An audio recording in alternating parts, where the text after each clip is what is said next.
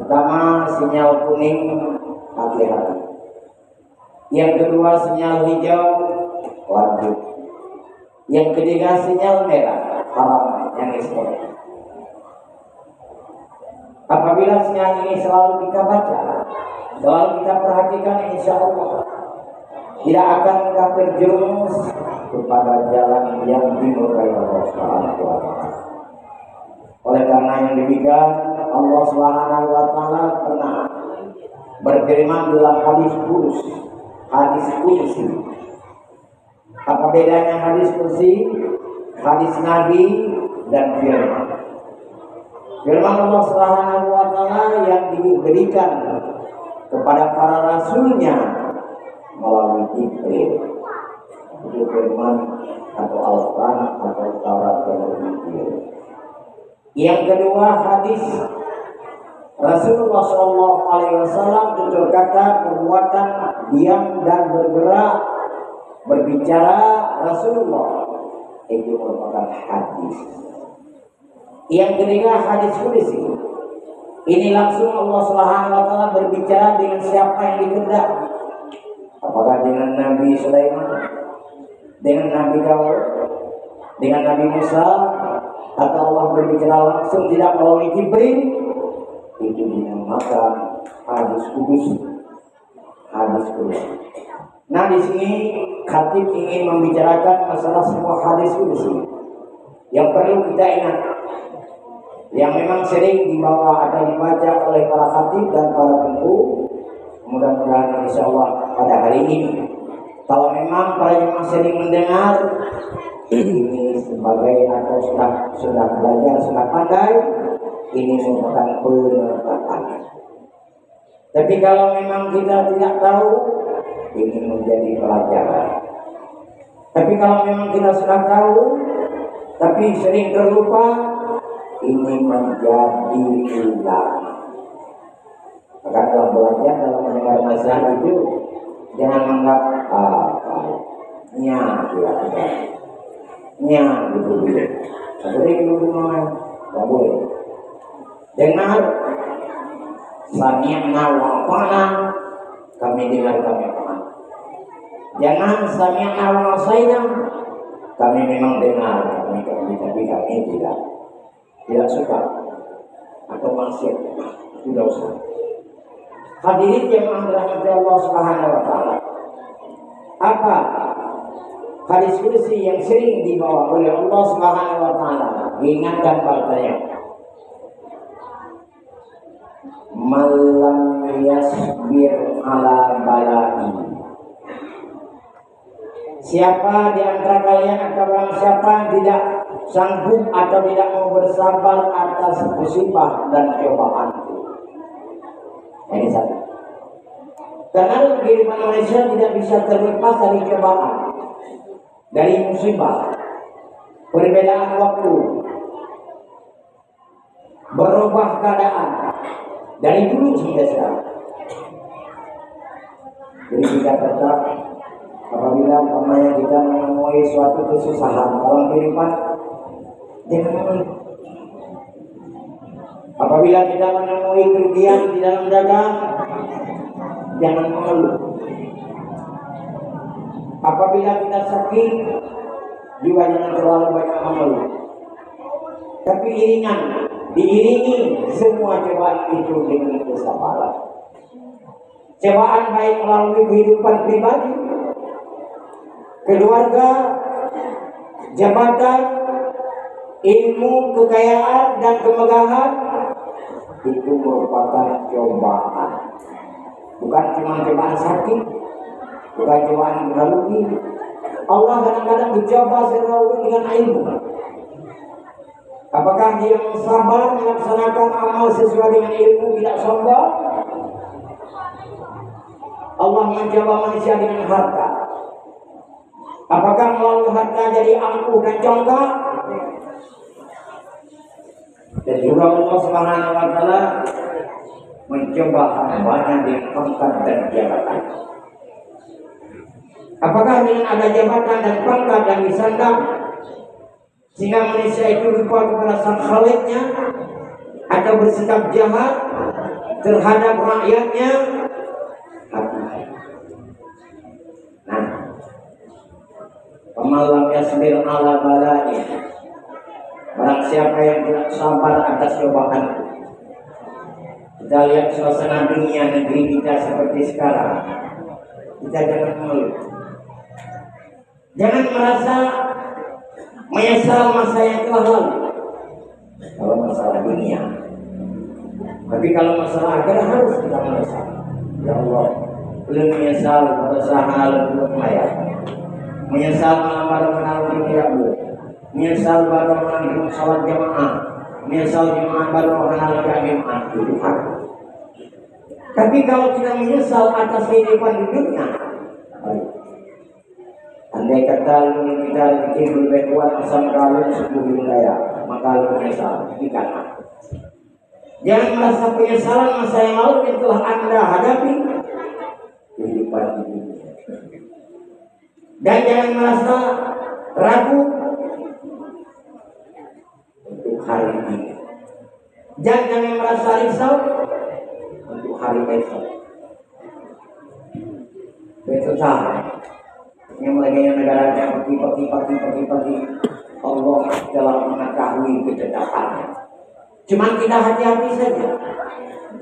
Kita berdoa kepada Allah Subhanahu wa taala, Allah ya tahawil al-ahwal hawlil halana ila asal ahwal.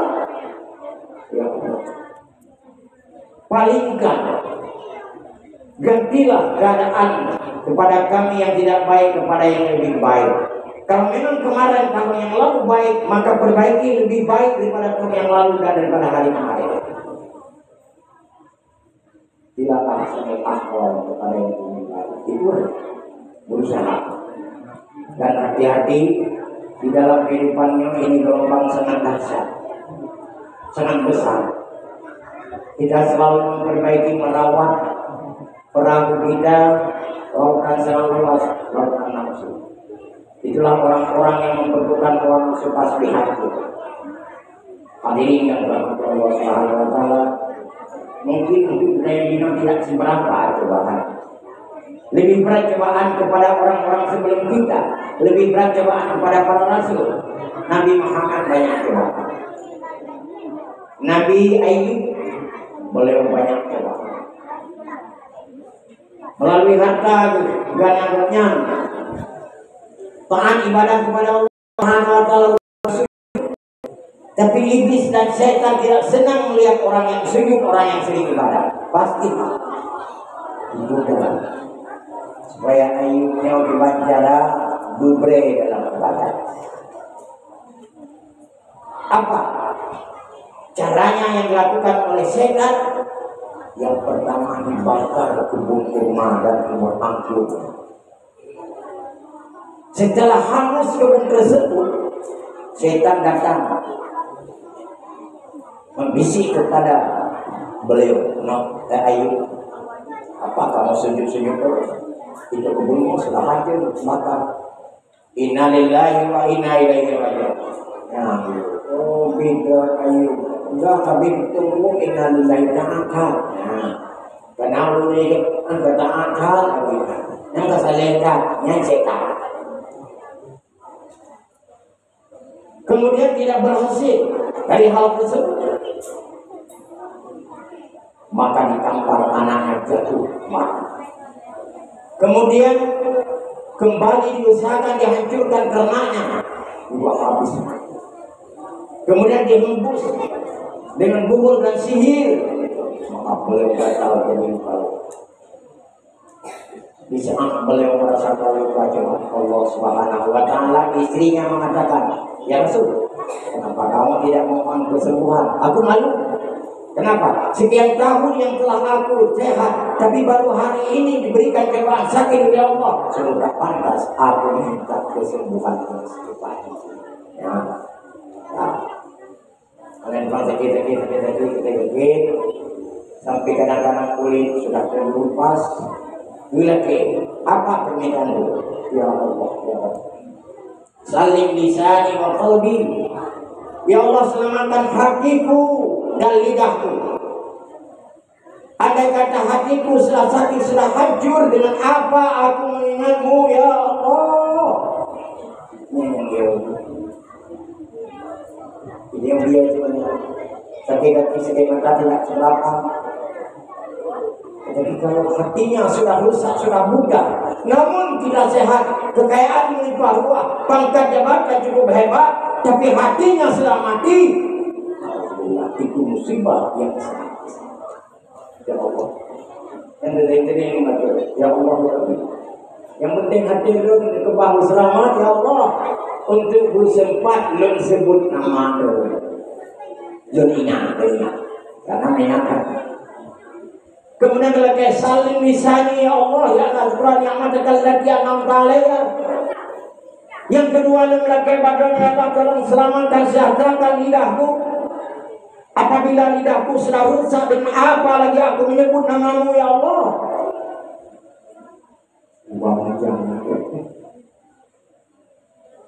Walaupun tubuhku sudah luka dan sudah melemah, tapi diselamatkan lidahmu ya Allah. Yang lidahnya hanya lebih dulu, supaya lembut bisa menyebut namamu. Jaga lidah kita yang tengah demi yang dino hana lembut. Bersering sebut nama Allah, bersering memohon kepada Allah. Jangan sering mengajukan harapan permohonan kepada makhluk Allah. Jangan sering menyebut-nyebut makhluk dan dunia, tapi seringlah menyebut Allah. Walaupun duduk di tengah keramaian dan sendirian, coba lidahnya. Yang peringatan. Bahkan Allah Subhanahu wa Ta'ala hendak buat lidah yang berpulang supaya jangan merasa keras untuk menyebut nama Allah. Tapi hati-hati kalau kita tidak mau menyebut nama Allah, sering menyebut nama-nama selain Allah. Tunggu tanggal mainnya. Dikala kita menghadapi sakaratul maut, la ilaha illallah, tidak bisa membaca. Mengkeruh tidak cepat. Alhamdulillah. Dalam menghadapi cobaan sakitnya beliau berkata, Rabbi ini masanin turra wa anta arhamur rahim. Ya Allah, yang telah diladai kesukaran dan kesakitan atau cobaan, wa anta arhamur rahimin. Ya Allah, Engkau yang Maha Pengasih, Maha Penyayang, kasihanilah aku. Ini cobaan. Dibukit yang lihat. Dan dia sakit mengeluh, nanti susah mengeluh, dia kedua cek mengeluh. Yang kedua, faman lam yashkur ala ni'mati. Yang kedua, siapa-siapa yang tidak bersyukur kepada nikmatku, yang di itu. Siapa di antara kalian dan hamba-hambaku tidak mau bersyukur kepadaku atas nikmat-nikmat yang telah kuberikan kepada mereka, baik kesehatan jasmani, harta dan lain sebagainya, keluarga, ilmu dan harta, mereka melupakan kepada yang memberikan nikmat ini. Tanda orang tidak bersyukur terhadap harta, tidak membayar zakat, itu tidak bersyukur. Tidak mau bersedekah, tidak mau wakaf, menyimpankan harta, menimbulkan harta, seakan harta itu bisa menyelamatkan dirinya daripada bahaya akhirat.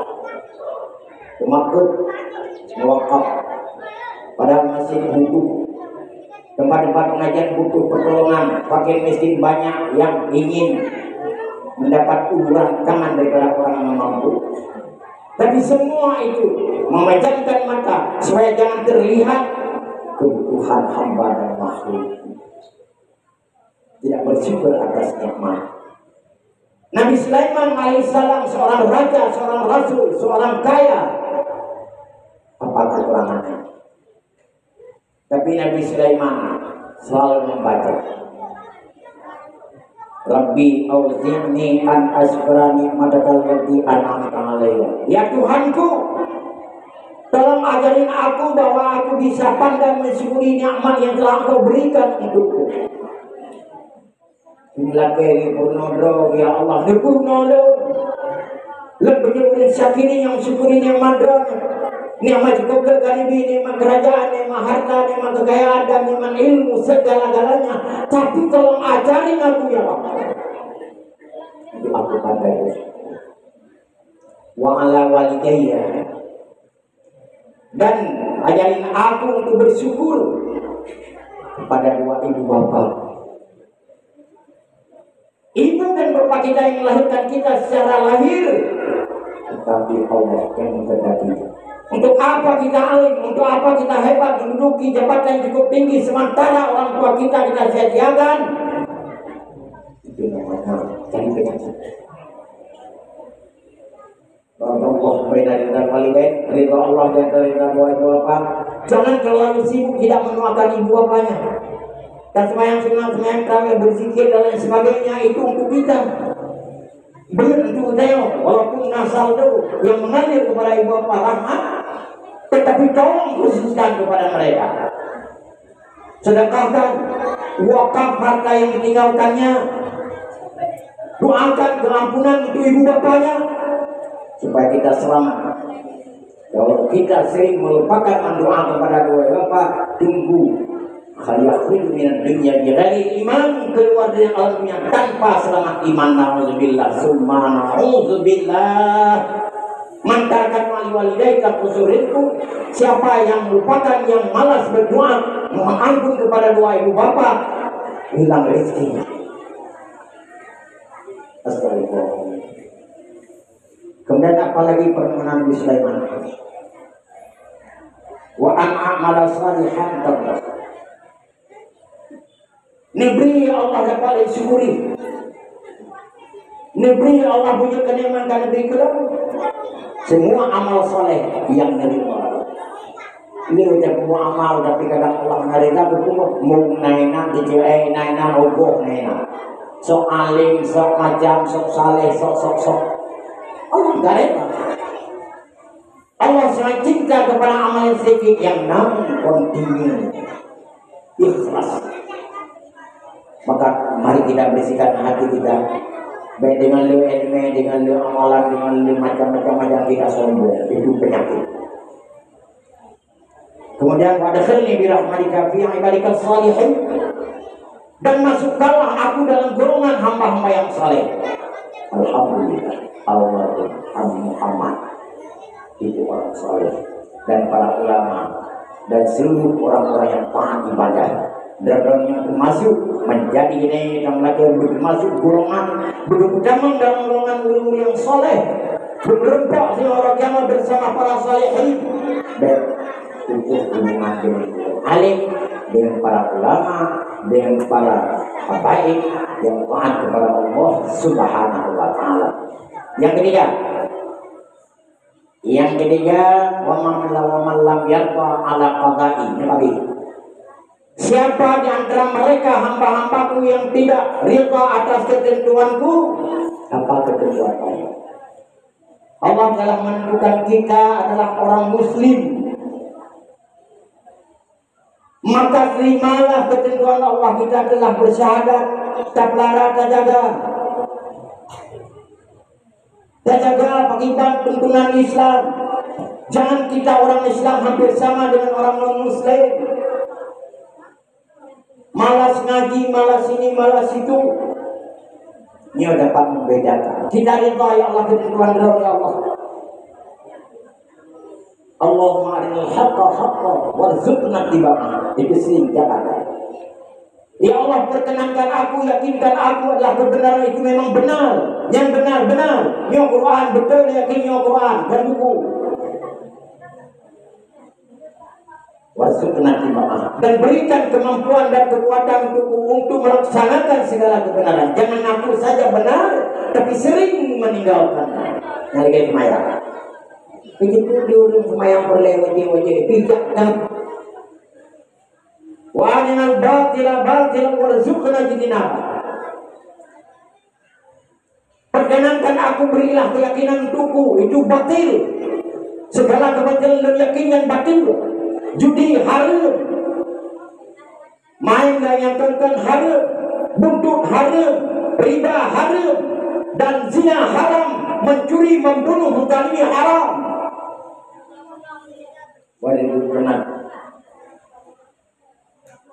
Warzuqna ijtinaba.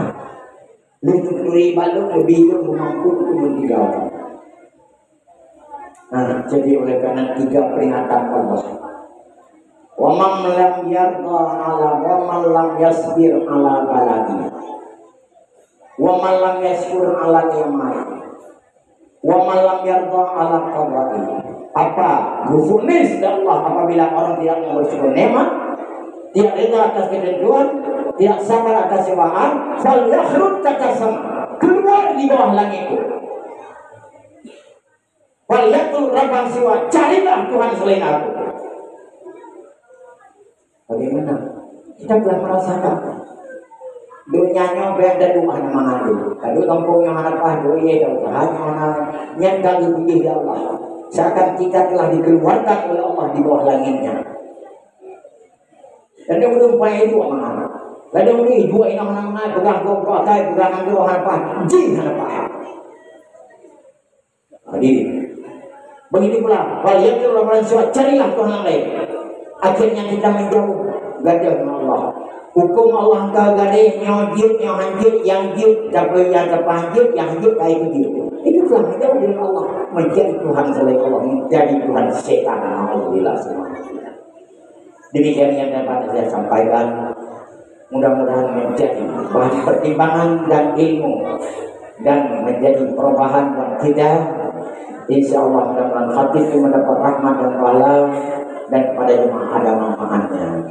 Mari ini pula berjenguk dengan pihak pula dulu kandungan tuan kamar tiap-tiap kaya aku jalan dulu. Amin ya rabbal alamin. Qala Allah wa yakum ajma'in billahi fi sabilillah.